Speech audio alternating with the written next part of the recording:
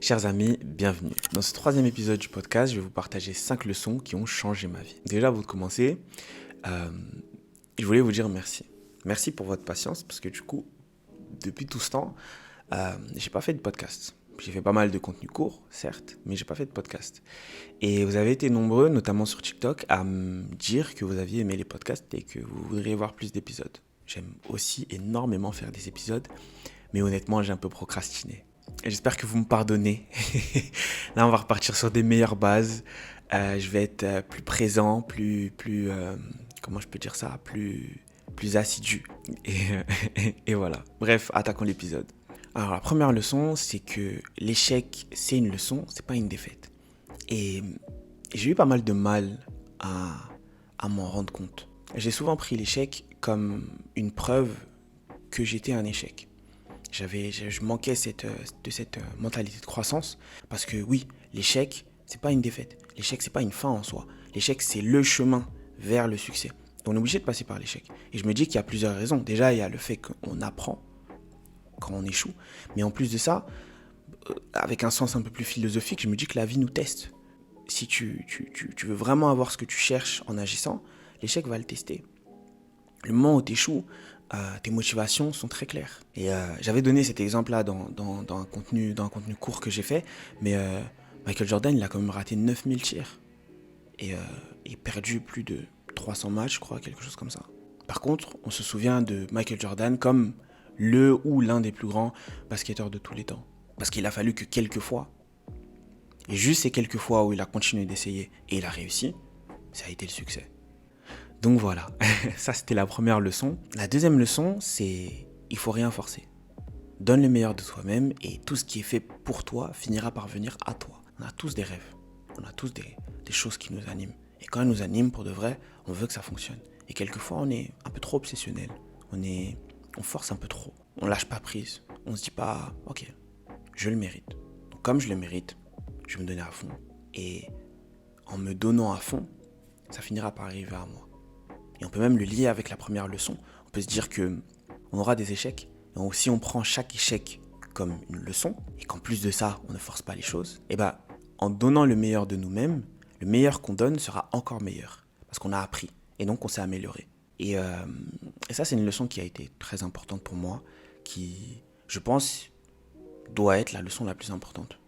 En tout cas, celle qui m'a le plus marqué sur cette année. Donc voilà. La troisième leçon, c'est que quoi que tu fasses, tu pourras plaire à personne. Enfin, pardon. Quoi que tu fasses, tu ne pourras pas plaire à tout le monde. On ne pourra jamais plaire à tout le monde. On ne pourra jamais satisfaire tout le monde. On ne pourra jamais rendre tout le monde heureux. Le plus important, c'est d'être en accord avec soi-même. Il y a une phrase très intéressante, je ne sais plus qui l'a dite, mais moi je l'ai entendu de Nipsey Hussle, qui disait « Je préfère être en guerre avec le monde et en paix avec moi-même qu'être en paix avec le monde et en guerre avec moi-même. » Il y a un moment où, en faisant attention à toi-même, en faisant en sorte de t'élever, tu risques de ne pas plaire à certaines personnes. Pas parce que forcément ils ont un problème avec toi, mais parce que tu es un miroir d'eux-mêmes. Ils te voient avancer là où eux se sont arrêtés. Donc tu es le reflet de leur échec.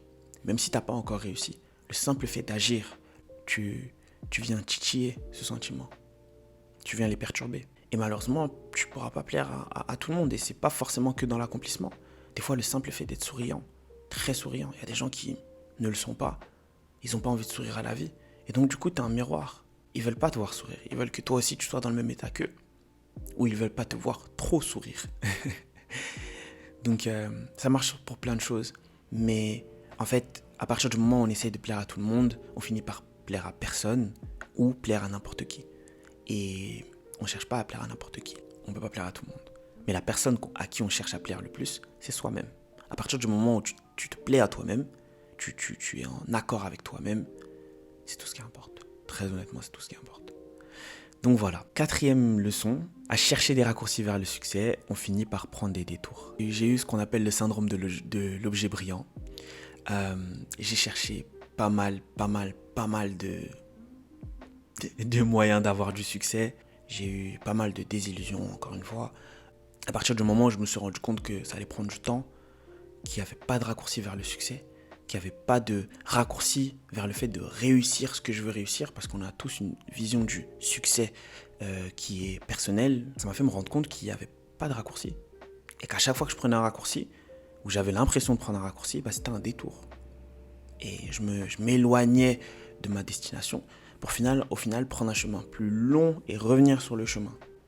Donc j'ai décidé de prendre le temps. Prendre le temps, pas me précipiter, faire les étapes les unes après les autres et d'apprendre en chemin.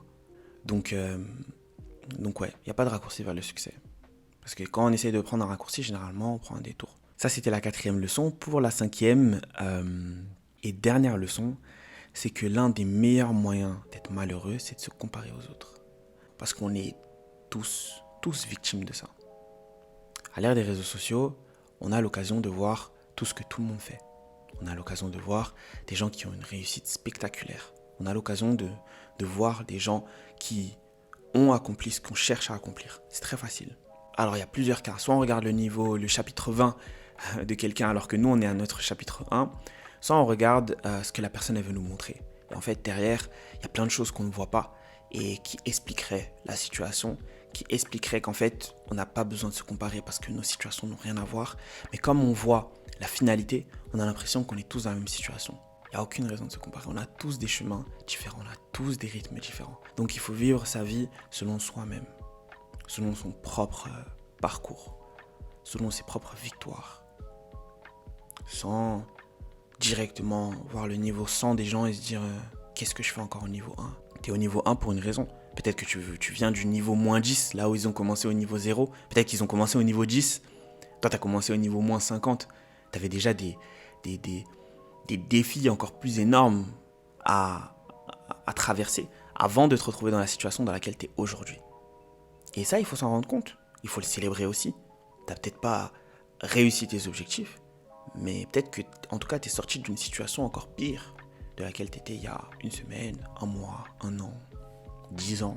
Tu as au moins un point d'évolution sur lequel tu peux te comparer avec ton moi à ce moment-là. Mais ça n'a rien de se comparer avec les gens. On a tellement des vies différentes, on est des personnes différentes, on est tous uniques. Donc voilà. Si vous avez aimé cet épisode, n'hésitez pas à me le dire en commentaire, me laisser un petit j'aime, ça fait plaisir. Et dites-moi si vous aussi vous avez d'autres leçons que vous avez appris dans la vie, des leçons un peu similaires qui ont changé votre vie et votre perception de la vie, qui vous aident à aller de l'avant. Je pense que moi ça peut m'aider en commentaire. Il y a des choses il y a plein d'autres leçons, mais je veux dire, il y a des choses que moi je suis très certainement encore en train d'apprendre et je serais ravi d'en apprendre de vous. Donc voilà, on se retrouve la semaine prochaine, sans faute. Prenez soin de vous, vraiment, et d'ici là, toujours plus haut.